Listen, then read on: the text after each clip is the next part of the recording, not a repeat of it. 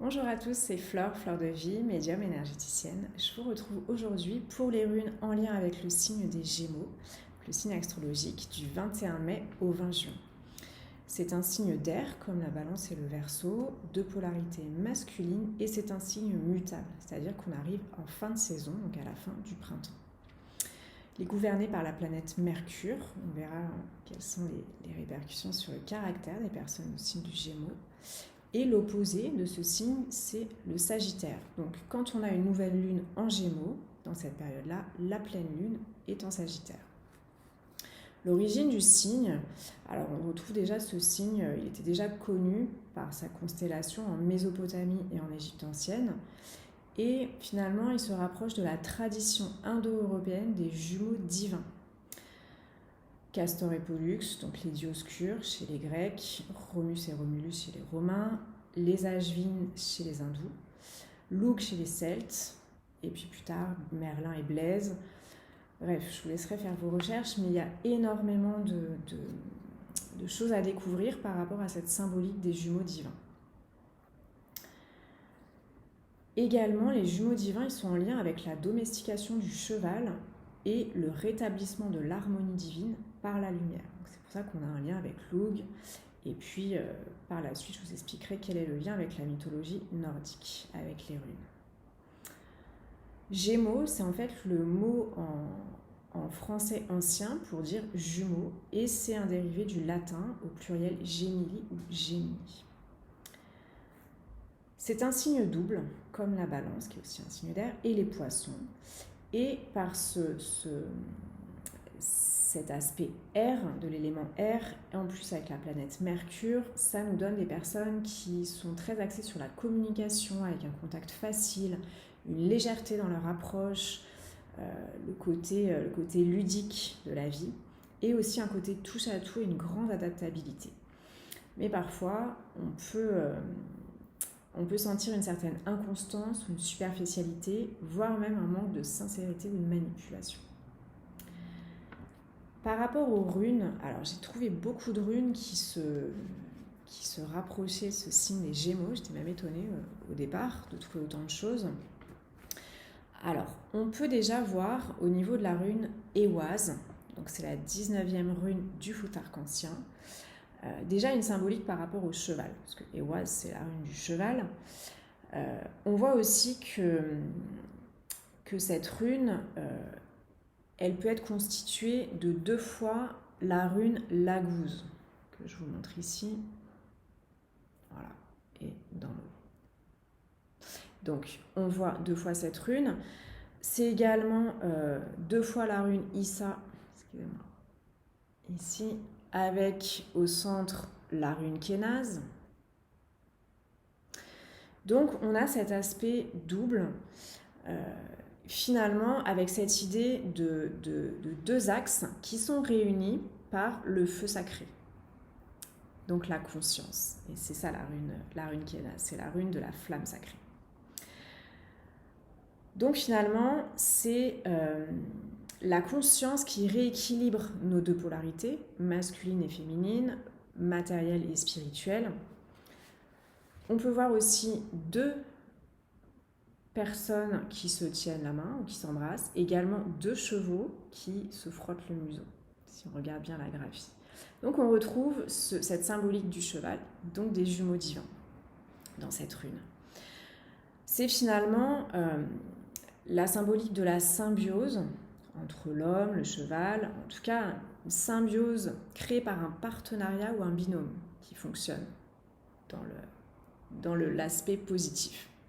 La 19e rune, c'est aussi l'arcane 19 du tarot, donc le soleil. Et sur cette carte, soleil que je n'ai pas sorti là, mais on voit 2 personnages, comme 2 enfants, 2 jumeaux qui se tiennent la main. En mythologie nordique, comme je vous annonçais tout à l'heure, on retrouve également le couple de chevaux Alsvit et Arvak qui transportent le soleil à travers le ciel. Donc on a encore cette symbolique de cheval, de soleil, de lumière qu'on retrouvait avec les jumeaux divins. L'aspect de communication du signe des Gémeaux, on le retrouve dans la rune Ansuz. On a également la rune Thorisaz, avec un aspect d'adaptabilité grâce à l'intelligence, la communication, mais on a aussi un côté double dans la rune Thuriza, c'est à double tranchant. Enfin, on a la rune Perth, alors elle est ici. Donc la rune Perth, je vous rappelle qu'elle symbolise tout ce qui est jeu de hasard et tout ce qui est aussi jeu de société, le côté ludique. Donc on a ce côté léger, ludique de la vie, le plaisir d'être ensemble et en même temps l'aspect double de la communication qui est à la fois un lien entre le monde visible et invisible par les tirages de divination de cette rune.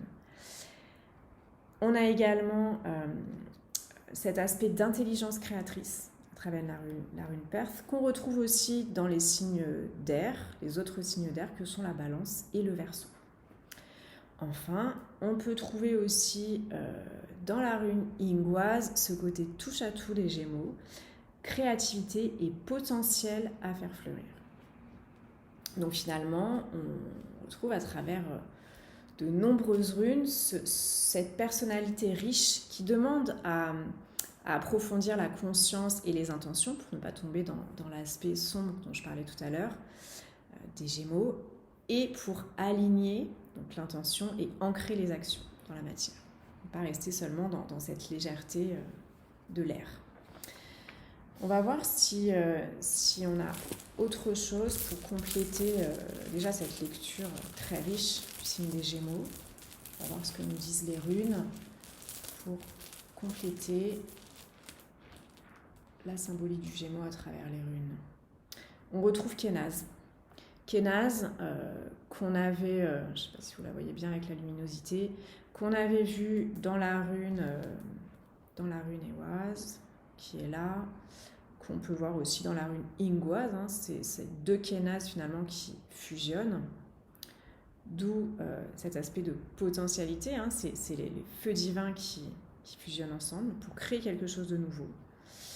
Qu'est-ce qu'on avait aussi dans Thor, excusez-moi, il y a une mouche qui m'embête. Alors, dans Thurizaz, si je la retrouve... Dans Perth, on peut trouver aussi des runes Kénaz, là, en haut et en bas. Et puis, voilà, elle était là. Donc ici, on voit aussi qu'on a ici cette rune Kénaz. Donc finalement, ça pourrait être le fil conducteur, hein, Kénaz, de toutes ces différentes runes. On retrouve l'énergie comme ça, en filigrane du Gémeaux. Kénaz, comme je disais, c'est ce feu sacré. C'est une rune de création. Donc on retrouve le côté intelligence créatrice, mais cette fois-ci dans son potentiel d'énergie qui demande à s'ancrer. C'est pour ça que je parlais aussi tout à l'heure d'ancrage et d'alignement. C'est que cette énergie très, très volatile, très versatile du Gémeaux, par ce feu sacré, par cette flamme de la conscience, elle va pouvoir réellement s'ancrer dans la matière, elle va pouvoir réellement porter ses fruits. Donc finalement, Ingwaz, cette graine qui va pouvoir germer, fleurir et fructifier. Voilà pour la symbolique des Gémeaux, donc une très riche. Juste pour finir, là, ce qui me vient, Ingwaz, c'est aussi donc cette graine, hein, qui germe. C'est aussi en lien avec le printemps. On arrive en fin de printemps, c'est bientôt l'été. Toute la végétation est en explosion, que ce soit les fleurs, que ce soit les fruits qui commencent à croître et qui annoncent la venue de l'été. Voilà, je vous souhaite une très belle journée, une très belle semaine. Et puis je vous dis à très bientôt pour la prochaine vidéo des runes.